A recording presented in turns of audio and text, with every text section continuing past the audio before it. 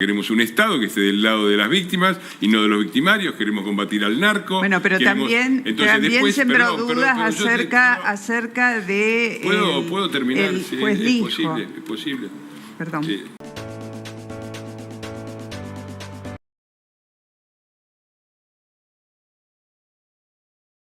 Yo creo que Victoria Villarroel se desmarcó de manera muy fuerte ayer políticamente con una gran cantidad de conceptos, porque yo la vi de punta a punta y cada una de sus definiciones no pasó de sorprenderme.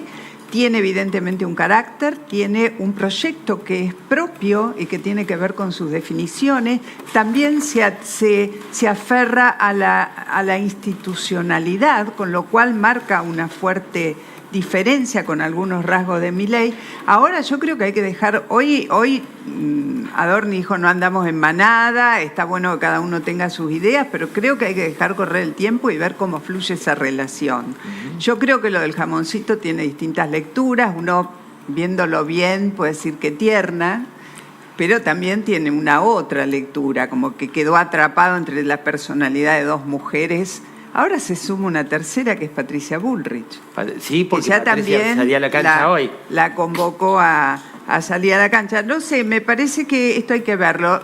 Tengamos presente que estamos hablando de la vicepresidenta de la Nación, que hace muy poco que este gobierno es gobierno, o sea, un poco más de 3 meses, casi 4, y que es la primera en la línea de sucesión presidencial, bueno, y que viene de tener ciertos forcejeos en la relación con el presidente, que entiendo esos malestares son anteriores a la elección del balotaje. Sí, ahí hay un punto, Lucas, la ciudadanía, sobre todo los votantes de libertarios, no quieren que papá y mamá se peleen, ¿no? Un poco, cuando vos mirás a nivel posicionamiento al presidente de la Nación y mirás a la vicepresidenta, ¿qué dice el electorado?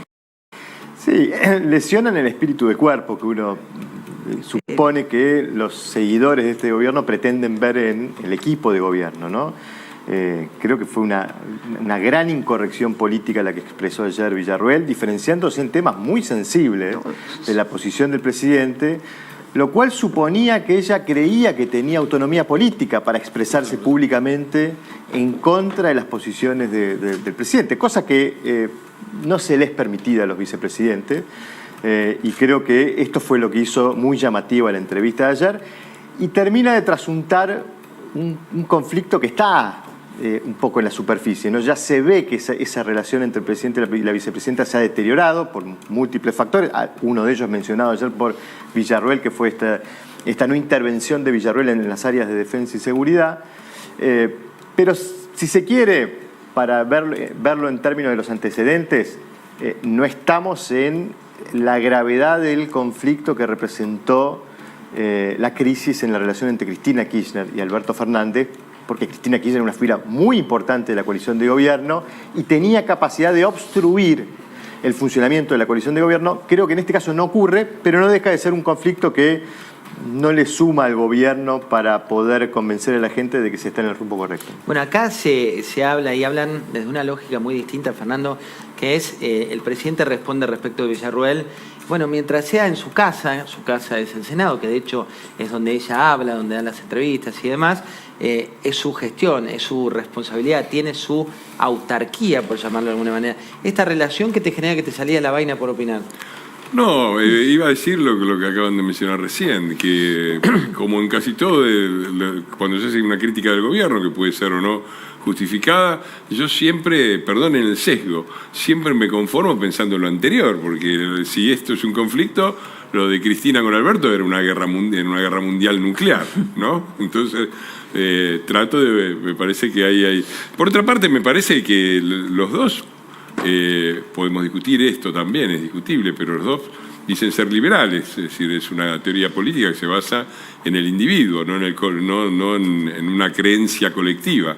Ya tuvimos demasiado de creencias colectivas, de grupos monocordes, que todos pensaban lo mismo, y después resulta que no pensaban exactamente lo mismo, y vos tenías un corso a contramano, como era el gobierno tripartito de Cristina, Alberto y Massa, cada uno por su lado. Entonces me parece que la vicepresidenta tiene derecho a sus propias opiniones, las ha hecho de manera que me parece que son respetuosas, y son desacuerdos relativamente leves en un marco de estrategia donde los acuerdos fundamentales se preservan. No veo mucho inconveniente. Yo pienso que puso a prueba, es mi impresión, no digo que sea la verdad, yo creo que ella puso a prueba, más allá de su voluntad de hacerlo o no, la capacidad y tolerancia de Javier Milei para tener diferencias internas, que no sé si son profundas, pero casi todo lo que dijo fue marcar, hizo y dijo en la entrevista fue marcar diferencias. Iba marcando como esas pequeñas... Y no son diferencias menores, el rol de las Fuerzas Armadas frente a un conflicto, el sueldo de los legisladores, fueron muchas diferencias las que planteó, a mí me parece pero que sí, siempre en un marco de respeto al bueno. presidente, por eso digo que le pone en juego la tolerancia. Hasta ahora, Javier Milei aceptó estas diferencias con respeto. Al punto de retuitearla, que en la comunicación... No, que además yo creo que sí son diferencias menores, porque vos podés disentir en la estrategia de cómo utilizar una determinada fuerza en la lucha contra el crimen organizado, el narco y el delito. Ahora, el acuerdo general es muy claro. Queremos un Estado que esté del lado de las víctimas y no de los victimarios. Queremos combatir al narco. Bueno, pero también sembró dudas acerca de... ¿Puedo terminar? El Sí, juez dijo. Es posible. Perdón. Sí. No, yo digo que me parece que el acuerdo fundamental es ese. Es una lucha muy clara de poner el Estado e ir contra las estructuras criminales, mafiosas y dar la batalla. Ese es un cambio de paradigmas enorme con respecto a lo que tuvimos durante 20 años. Después uno puede decir, las Fuerzas Armadas las usan así, los patrulleros los pinto de verde o de celeste, o lo que fuera. Pero me parece que son disidencias dentro de un acuerdo fundamental que creo que es el que respeta y valora a la ciudadanía. Estamos aquí porque se hicieron los deberes, porque se hizo lo que había que hacer. Digamos, muchos de vuelta se sorprenden, ¿no? Llegamos con un dólar de 1.100 y después de todo lo que hicimos el dólar sigue en 1.100, otra cosa que seguramente nadie les habrá dicho. Ahí está, un dólar a 1.100, que acá una cuestión que hay un debate muy fuerte, sobre todo entre economistas. El presidente de la Nación dice que con este contexto, que es una emisión monetaria cercana a cero, que no es necesario devaluar. Y gran parte de la biblioteca, ¿qué dice? Bueno, creo que el test empieza el mes que viene. El test empieza con la decisión que van a tomar los chacareros y productores de soja si van a vender o no la soja a un nivel de tipo de cambio real efectivo que hoy está bastante cerca al previo a la devaluación de diciembre. Esa me parece que esa es la primera respuesta del mercado. Obviamente va a haber ventas de soja, nadie se queda con toda su cosecha, hay que pagar los costos de la cosecha, hay que tener, caja para poder seguir operando. Pero bueno, veremos cuál es el nivel de liquidación, que es absolutamente crítico para este segundo trimestre del año, en donde el Banco Central tiene que seguir acumulando reservas. Hay un punto importante, José, y es que el nivel de actividad económica con importaciones de 4.000 millones de dólares mensuales, como las que tuvimos en febrero, es imposible que se recupere. La economía argentina tiene que estar como mínimo entre 6 y 7.000 millones de dólares mensuales de importaciones. De esos 4.000 millones se han pagado apenas 1.600 millones en febrero. Bueno, entonces, ahora vienen los organismos multilaterales. Bueno, hay gran parte bueno, de por eso está la discusión de la asistencia o no del Fondo Monetario.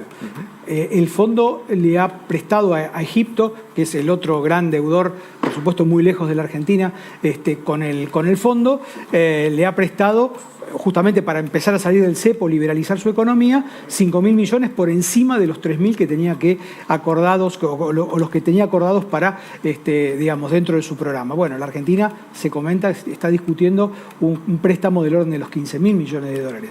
Mirá, insisto, sí. Si vos no tenés dólares es muy difícil recuperar actividad económica, y si vos no recuperás actividad económica no podés sostener el ajuste, en mi modo de ver, a la velocidad que lo venís haciendo. Mostremos la foto de ayer y hablamos un poco con Lucas y después vamos al mundo con Inés. Esta foto de ayer tiene un cameo de nuestro colega Francisco Jueguen, que le ven acá por la pantalla de La Nación Más, siendo testigo de esto que es un renovado Martín Cabrales, el hombre del café, con un Luis Toto Caputo, donde se habían cruzado en Twitter respecto del valor de las cápsulas. Y esto es como como ocurre habitualmente allí en esas reuniones, aprovechan y se ven la cara unos a otros. ¿Qué le pide, Lucas, la gente hoy al gobierno? Digo, ¿está bien esta triada que están planteando como prioritaria? Sí, sobre todo el primer punto que hablabas con Luis en el pase, que es la inflación. En febrero, 2 de cada 3 de los consultados en nuestro estudio nacional nos decía que la principal preocupación, el principal problema del país era la inflación, dentro de un listado muy variado de problemáticas. Es decir, estamos viendo una concentración de las preocupaciones en inflación como no lo vimos nunca. ¿Qué pasó en marzo? Acabamos de terminar nuestro estudio de marzo. La preocupación por la inflación bajó 10 puntos. Y yo creo que ahí hay que empezar a entender por qué el gobierno está recogiendo, en términos de opinión pública, un sostenimiento de los apoyos en un contexto económico tan adverso. Y eso es una buena noticia para el gobierno porque los que creyeron al comienzo del ciclo siguen creyendo. Y en buena medida yo lo explico o lo justifico con el éxito que ha tenido el gobierno en mostrar una desaceleración respecto de la inicial del 25% de inflación de diciembre, que en febrero fue de 13,2. Ahí tenemos el gráfico, podemos mostrarlo para... Y eso está repercutiendo en esto, que es lo que les traía, que son las expectativas. ¿Cómo sentís que está la situación económica del país en relación a un año atrás? Fíjense, en enero era 68% los que decían estamos peor. En marzo, último registro, 56%, bajó 12 puntos. Que ahí hay una particularidad, y vale la pena destacarlo, que es que técnicamente en su metro cuadrado, hoy la mayoría está peor, pero la percepción, que es lo que vos estás mostrando, es distinta. Está viendo que la situación es menos dramática de la que la veía en enero. Y esto en algún punto... este es cómo se cree que será la situación económica del país dentro de un año, y ahí fíjense que ya tenemos 2 registros en donde la mayoría ve con optimismo el futuro y la minoría con pesimismo, cosa que no habíamos visto en enero, en donde la mayoría lo veía con pesimismo. O sea, se invirtió la relación, no solo en relación al futuro del país, sino en relación al futuro personal. ¿Que eso hace cuánto no pasaba? No, bueno, no tenemos mayoría de respuestas con optimismo mirando el futuro, yo creo que desde antes de la pandemia. Entonces, me da la impresión que el descenso o la desaceleración de la inflación, para decirlo en términos correctos, está generando la sensación en la opinión pública de que el rumbo económico es el correcto. Y yo ahí es donde digo que el gobierno necesita que el sufrimiento sea marginalmente decreciente de manera sostenida. Que la gente crea de manera sostenida que cada vez está un poquitito menos peor. Y en eso creo que lo están logrando. Por eso la preocupación por seguir esta tendencia a la baja de la inflación para, convencer a la gente de que se está en el rumbo correcto, ¿no? ¿Cambió algo, Fernando, respecto del prisma de la gente? Bueno, por buenas razones. Yo creo que si un gobierno peronista hubiera bajado la inflación en 3 meses, diciembre 25, en febrero 13, prácticamente la mitad, ya estaría la CGT haciendo marcha de movilización y de apoyo al gobierno. Así que la gente, claro, si ves que le bajaste la inflación de 25 a 13, es razonable que apoye más. Por otra parte, hay algunas cifras que se mencionaron que a mí me parece que vale la pena discutir. Por ejemplo, esto de la recesión, el impacto enorme de la recesión. La caída prevista es del 3-4% anual. En una situación con una herencia relativamente mejor, o no relativamente mejor, claramente mejor, porque todos los índices de diciembre del 2001 eran mejores que las que dejó este gobierno en el 2023. Todo. Reservas, inflación, todo. Situación social, pobreza, era del 38%. Cuando salieron a la calle los gremios a voltear a De la Rúa, era 38%.